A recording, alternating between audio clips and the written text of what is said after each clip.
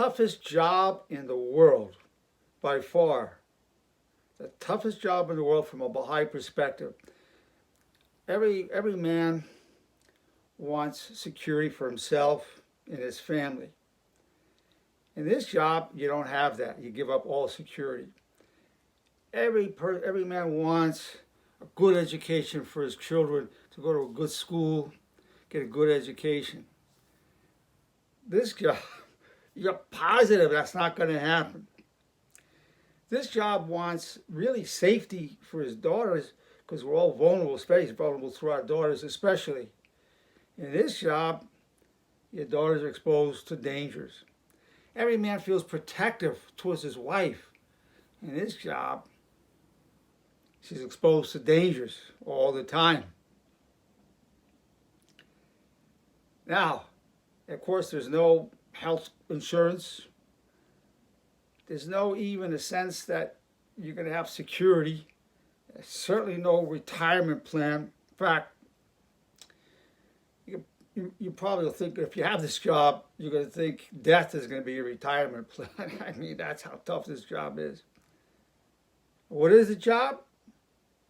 It's being a prophet of God, a messenger of God, a manifestation of God. That job is the toughest job in the world.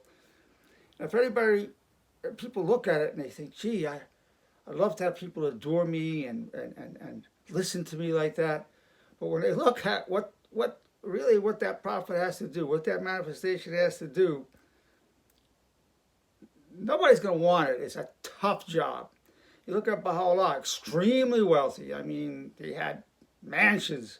He lost all of that. He didn't get rich from being a prophet. He got poor. He lost it all. I mean, enormous wealth. Instead of having safety behind all his wealth, he was beaten and tortured in some pretty bad ways, and then put in prison for 40 years. That's a long prison time. Now, let me tell you, those prisons that existed back in 1863, when he declared he was the prophet of this age, they make these prisons look like a Ritz-Carlton. I mean, those prisons didn't even have toilets. It smelled. I mean, when Akka was just smelly. And then the worst thing for a parent, by far, worse than being crucified, really, is the death of your children. It's the worst. Well, when he was in that prison, one of his sons died, and their baby was born and couldn't get medical attention, died, so he lost 2 children in prison. Had to bury 2 of his own children. This is a bad job. And then the betrayal from the Baha'is, that's really the suffering.